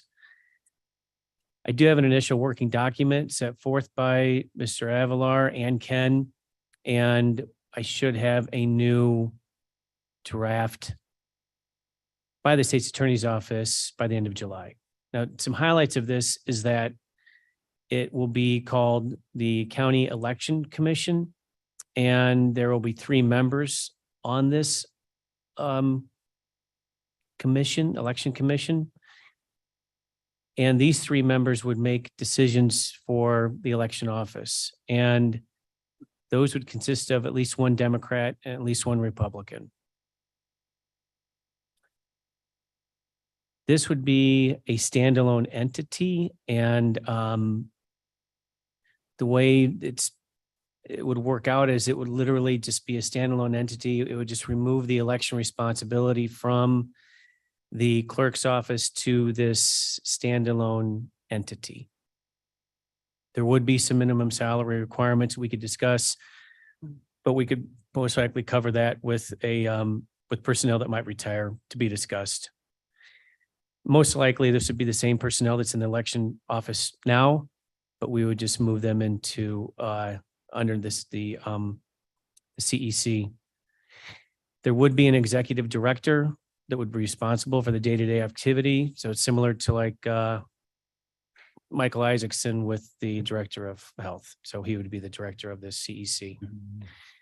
There would be decision-making responsibilities, and that would include what we've been discussing today, which would be the election equipment, transition to paper ballots, polling places, poll watchers, judges, training, and even the oversight of that U.S. Alliance money that Mr. Cunningham's office received.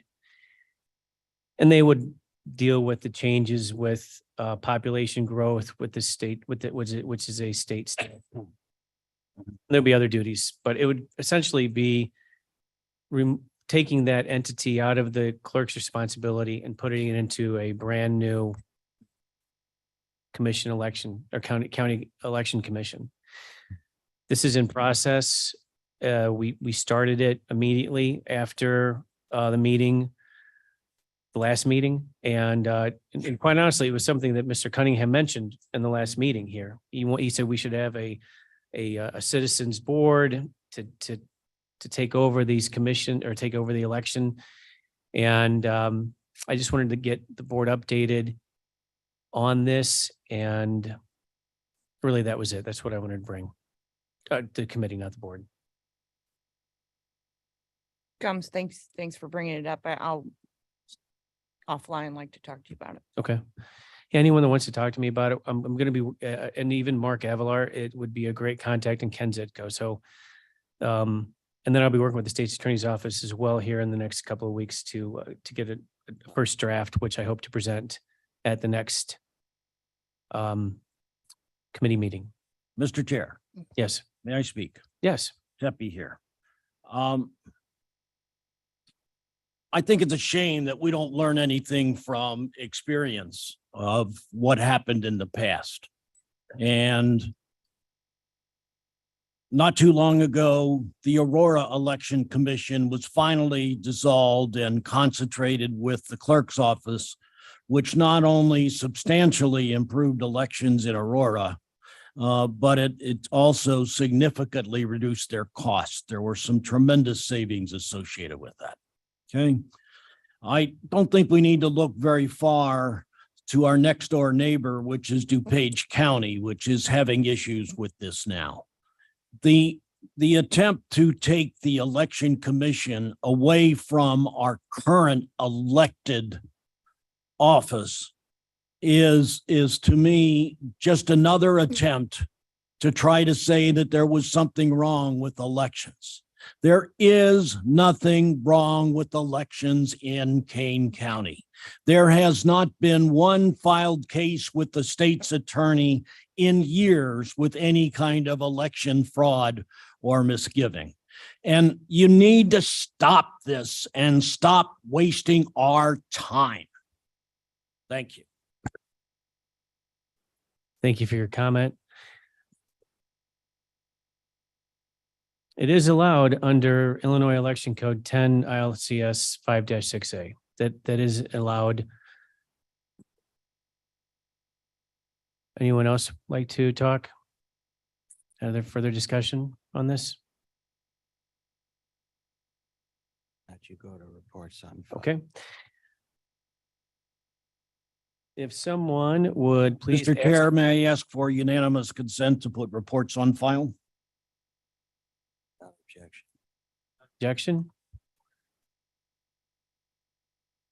Public comment on non-agenda items, I believe there was. Okay, do we have any public comment for non-agenda items?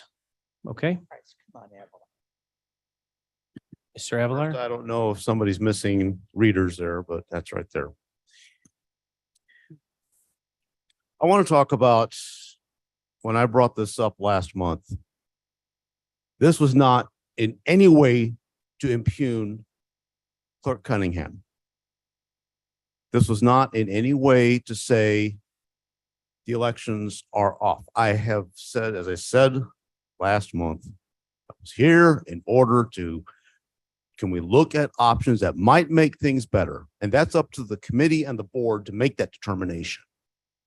To summarily dismiss something thinking that it's personal is not in the public's interest, in my opinion.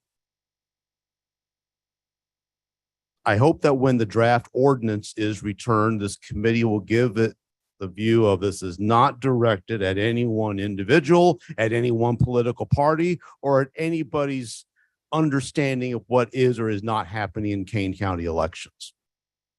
This is just, let's look at the options. Look at the options, look at the facts.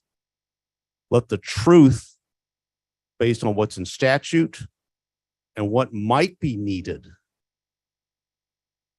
be what helps you on the committee. And I know only 4 of you here.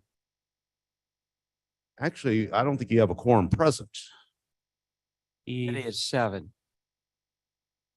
I only see 3 committee members here. Right, he's out in the Thank you. So do I just stop? that's okay. We're not voting on anything. So I, is that okay? Thank you. It's not his point to raise. Okay. In the bathroom. Run meetings too. I hear you. So We just can't adjourn without him. Well, We're gonna turn in session forever.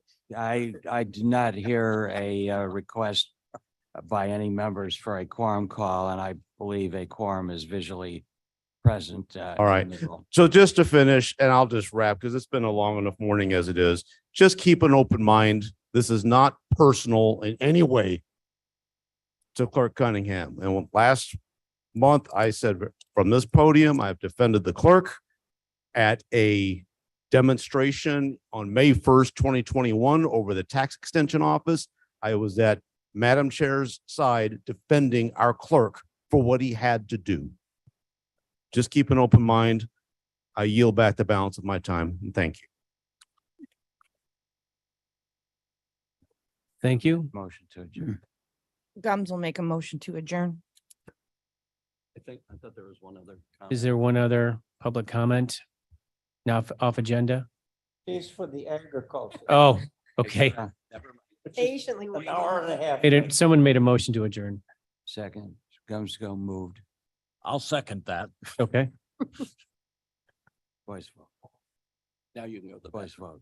I'm sorry. All in favor? Voice vote. Oh, in favor, Aye. Aye. against? I have to choose.